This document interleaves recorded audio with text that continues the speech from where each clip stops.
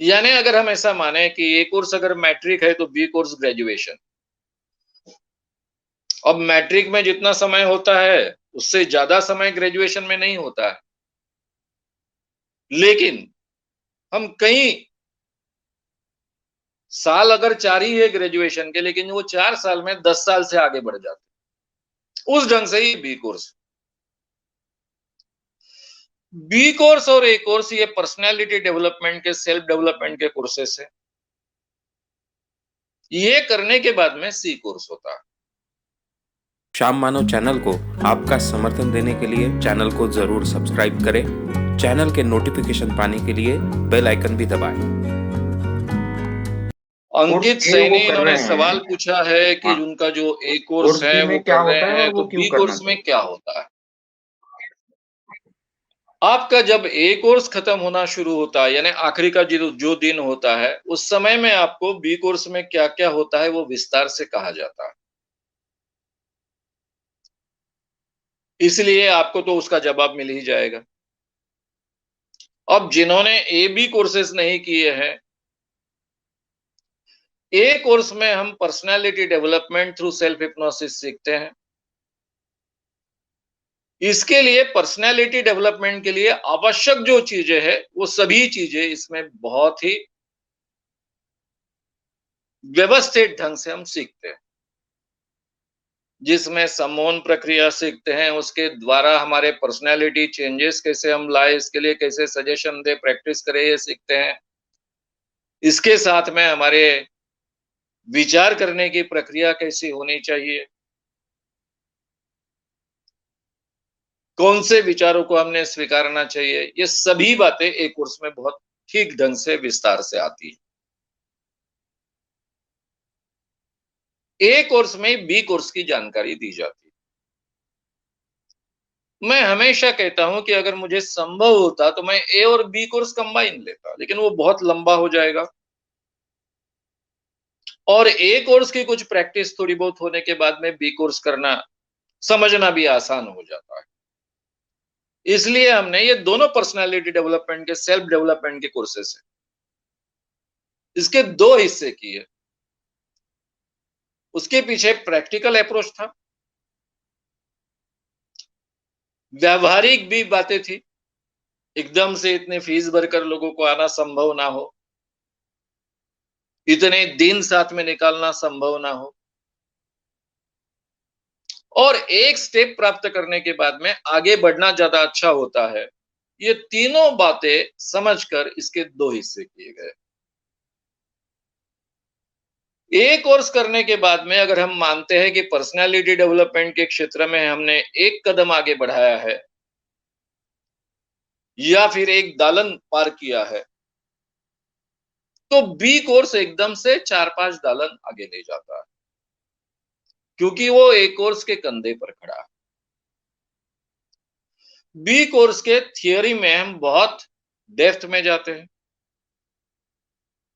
Laws of suggestion सीखते हैं, 4 pathways to the subconscious सीखते हैं, अलग-अलग थेरेपी मेथड सीखते हैं। और प्रक्रिया के क्षेत्र में भी हम ऑर्गन स्पेसिफिक एंजाइटी तंत्र विकसित करते हैं। वो हमारे रोजमर्रा के जीवन का हिस्सा भी हम बनाते हैं, प्रैक्टिस का हिस्सा बनाते हैं। और उसके माध्यम से हमारे जो साइकोसोमैटिक प्रॉब्लम्स है, मनोकायिक बीमारियां हैं, उनको इफेक्टिवली हम हैंडल करें। इसके लिए ऑर्गन स्पेसिफिक एंजाइटी तंत्र अलग-अलग बीमारियों के लिए हम कैसे उपयोग में ला सकते हैं, ये भी इस कोर्स में सीखते हैं। यानी अगर हम ऐसा माने कि ए कोर्स अगर मैट्रिक है तो बी कोर्स ग्रेजुएशन। अब मैट्रिक में जितना समय होता है, उससे ज़्यादा समय ग्रेजुएशन में नहीं होता है। लेकिन हम कई साल अगर 4 ही है ग्रेजुएशन के, लेकिन वो 4 साल में 10 साल से आगे बढ़ जाते हैं। उस ढंग से ही बी कोर्स।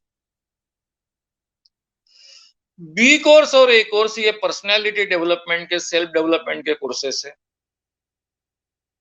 ये करने के बाद में सी कोर्स होता है। सी कोर्स में भी 2 हिस्से होते हैं। उसकी जानकारी बी कोर्स में विस्तार से दी जाती है। सी कोर्स में एक प्रैक्टिकल हिस्सा होता है और दूसरा थियोरेटिकल हिस्सा होता है।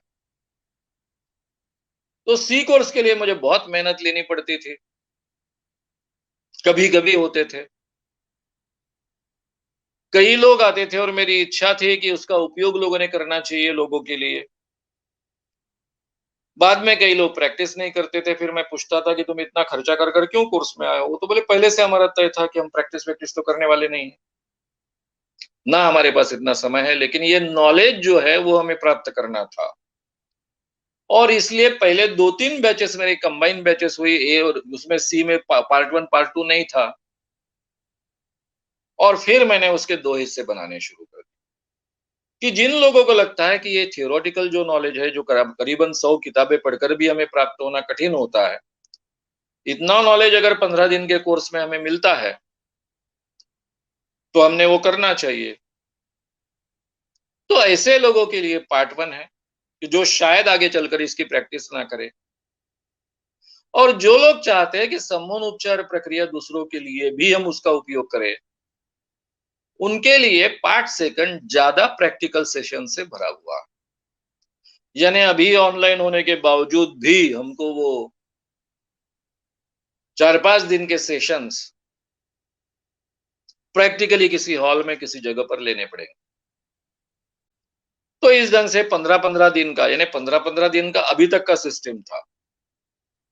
ये ऑनलाइन कोर्स जो होने वाला है, अभी 2 महीने आगे उसको ये अपने कोविड के सेकंड लहर के कारण ढकेलना पड़ा।